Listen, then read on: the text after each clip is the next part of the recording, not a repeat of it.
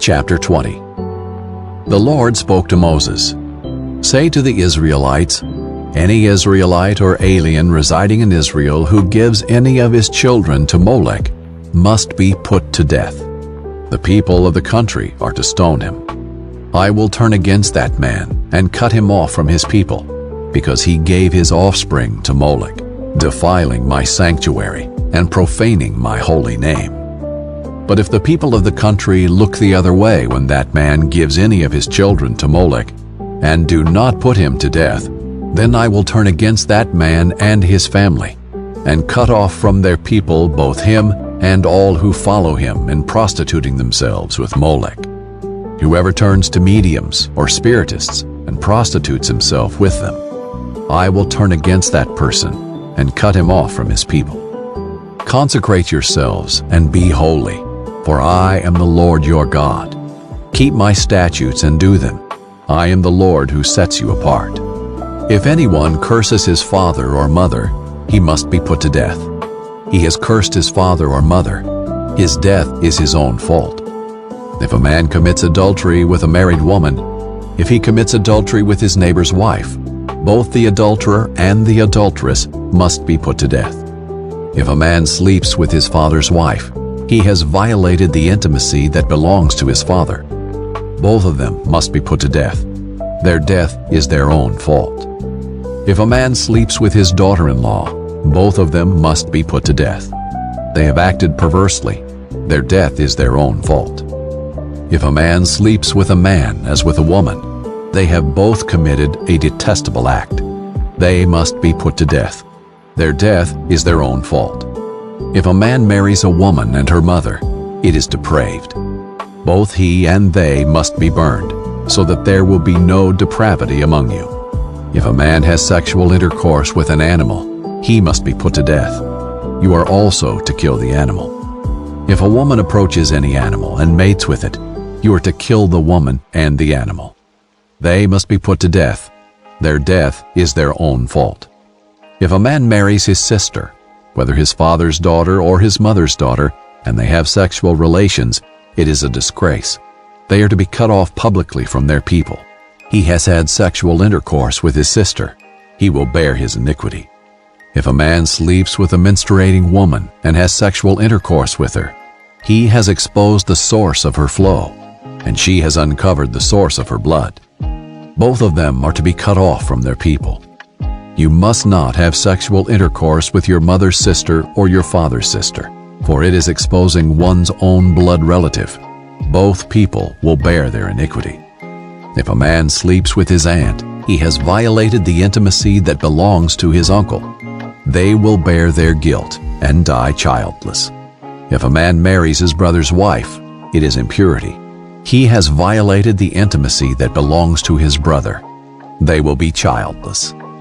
You are to keep all my statutes and all my ordinances, and do them, so that the land where I am bringing you to live will not vomit you out. You must not follow the statutes of the nations I am driving out before you, for they did all these things, and I abhorred them. And I promised you, you will inherit their land, since I will give it to you to possess, a land flowing with milk and honey. I am the Lord your God, who set you apart from the peoples. Therefore you are to distinguish the clean animal from the unclean one, and the unclean bird from the clean one. Do not become contaminated by any land animal, bird, or whatever crawls on the ground. I have set these apart as unclean for you. You are to be holy to me, because I, the Lord, am holy, and I have set you apart from the nations to be mine. A man or a woman who is a medium or a spiritist must be put to death. They are to be stoned. Their death is their own fault. Chapter 21.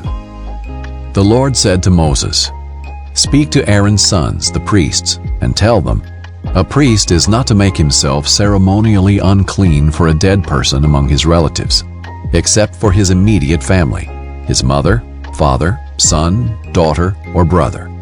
He may make himself unclean for his unmarried virgin sister in his immediate family. He is not to make himself unclean for those related to him by marriage and so defile himself. Priests may not make bald spots on their heads, shave the edge of their beards, or make gashes on their bodies. They are to be holy to their God, and not profane the name of their God. For they present the food offerings to the Lord, the food of their God, and they must be holy.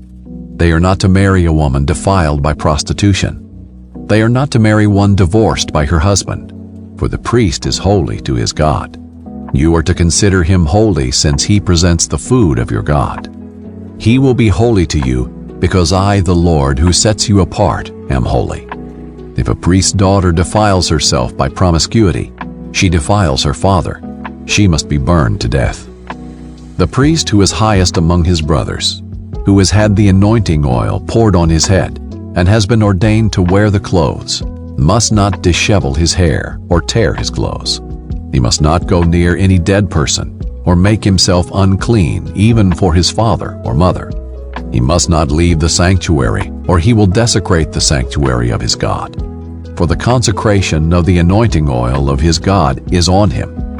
I am the Lord. He is to marry a woman who is a virgin. He is not to marry a widow, a divorced woman, or one defiled by prostitution. He is to marry a virgin from his own people, so that he does not corrupt his bloodline among his people. For I am the Lord who sets him apart.